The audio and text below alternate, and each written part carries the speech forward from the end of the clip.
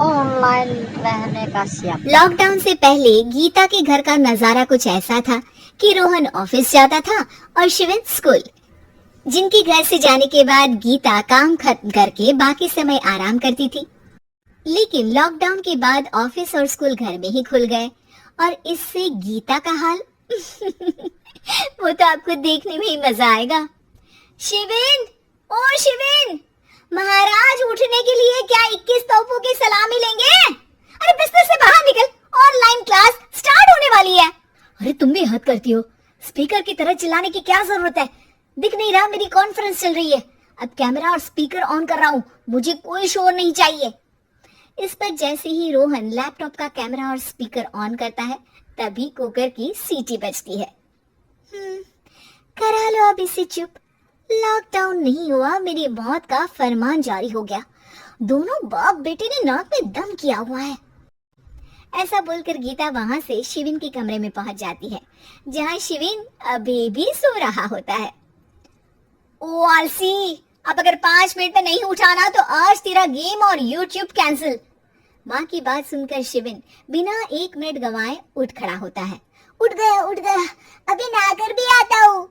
ये नाटक कहीं और, मुंह पर गीला कपड़ा मार और पढ़ने बैठ। शिविन की ऑनलाइन क्लास स्टार्ट हो जाती है, जिस पर गीता उसे वहां बिठाकर रसोई में चली जाती है। थोड़ी देर में उसे कमरे से कुछ आवाज सुनाई देती है, जिसे सुनकर वो कमरे में वापस आती है। हाय राम, तुझे क्लास अटेंड करने के लिए बोला था, कैमरा ऑफ करके बिस्तर पर नाचने के लिए नहीं बोला था। मम्मी मुझे कुछ समझ नहीं आ रहा, आप बाद में पढ़ा देना ना, वैसे भी अटेंडेंस तो लगी गई है। हाँ बेटा जरूर, बन जा तू, अभी से हम सबका बाप बन जा। अरे नहीं मतलब कहाँ से लाते हो इतना दिमाग, और पढ़ाई करते हुए ये चला कहाँ जाता है? नाइस क्वेश्चन, दिमाग से पूछकर बता दूंगा। शिविन की बातों से परेशान होकर गीता उसे मारने के लिए जैसे ही आगे बढ़ती है तभी वो कमरे से बाहर भाग जाता है। अब शिविन आगे और गीता हाथ में चप्पल पकड़े उसके पीछे पूरे घर में दोनों घूम रहे होते हैं। इसी बीच वो रोहन के पास पहुंच जाता है और शिविन को मारने वाली चप्पल रोहन के लैपटॉप पर जाकर गिरती है। ओए माँ! मम्मी, आप पापा को चप्पल मार रही हो? ओ आज तक के रिपोर्टर, चुपचाप जाकर क्लास अटेंड कर ले, नहीं तो अगली तेरे पीछे लगेगी। इस पर शिविन वहां से चला जाता है, जिसके बाद रोहन गीता से कहता है, इस सर्कस के लिए कुछ बोलना चाहोगी? अरे क्या करूं, जब से तुम दोनों घर में रहने लगे हो, घर अपने आप ही सर्कस बन गया है और मैं तुम्हारी नौकर। कभी बेटी को संभालो तो कभी बाप के नखरे उठाओ। इन्हीं सब उथल पुथल में दिन बीतते रहते हैं, जिसमें हर रोज घर के अंदर कुछ नया सियप्पा खड़ा मिलता है, जो ज्यादातर शिविन और रोहन की ऑनलाइन स्कूल और ऑफिस से रिलेटेड ही होता है। एक सुबह, शिविन चल उठ, आज की क्लास जल्दी है।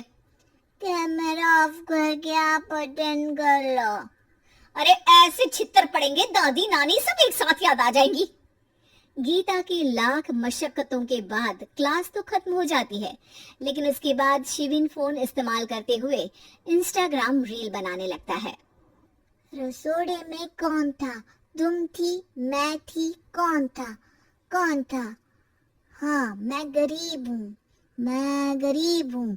अरे ओ गरीब के बेटे, आजा, मैं बनाती हूँ तुझे गरीब। मैं बताती हूँ रसोड़े में कौन था। पढ़ाई करने बोलो तो इनकी माँ मर जाती है और ये पागलपंतियां जितनी मर्जी करा लो। गीता शिविन को डांट रही होती है, तभी रोहन बीच में बोल पड़ता है, अरे बच्चा ही तो है, इतना गुस्सा क्यों कर रही हो? बेटे का साथ देने की इसी एक कोशिश में अब शिविन के साथ साथ रोहन भी गीता के गुस्से की सूली पर चढ़ जाता है। अगर बेटे पर इतना ही प्यार आ रहा है तो इसे क्लास अटेंड क्यों नहीं कराते, इसका होमवर्क क्यों नहीं कराते? उस समय तो बहुत जल्दी मीटिंग आ जाती है, वो काम मैं करूं और यहाँ इस बेफिजूली की चीज में तरफदारी करके बन जाओ महान। हे भगवान, कोई तो इनके ऑफिस और स्कूल खुलवाओ, मैं इन्हें और घर में नहीं सह सकती। अरे कुछ और मांग लेती, क्योंकि तुम्हारी ये विश इस साल तो पूरी होने से रही, कोरोना। हाय नास बेटे ने जिंदगी ही बर्बाद कर दी। खाए कोई पचाए कोई, कल मुझे चुन चुन कर सबको मेरी बद्दुआ लगेगी। उन्होंने दुनिया का और इन बाप बेटे दोनों ने मेरा जीना मुश्किल कर दिया। गीता वहां से चली जाती है। जिसके बाद रोहन शिविन से कहता है, अरे तुम्हारी मम्मी इतनी भड़की हुई क्यों है? आपकी वजह से पूरा समय घर में रहते हो और उस पर कोई काम कराने की जगह बस ऑर्डर देते रहते हो। अच्छा बेटे, सारा इल्जाम मुझ पर? पूरा दिन तो वो तुम पर ही चिल्लाती है।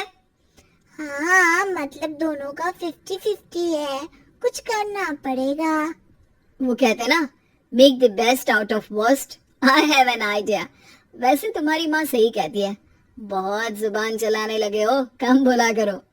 अगली सुबह रोहन और शिविन अपनी गलती को सुधारने के लिए गीता के उठने से पहले घर का आधा काम खत्म कर देते हैं, जिसे देखकर गीता खुश हो जाती है और फिर बाकी बचा काम वो तीनों मिलकर पूरा कर लेते हैं।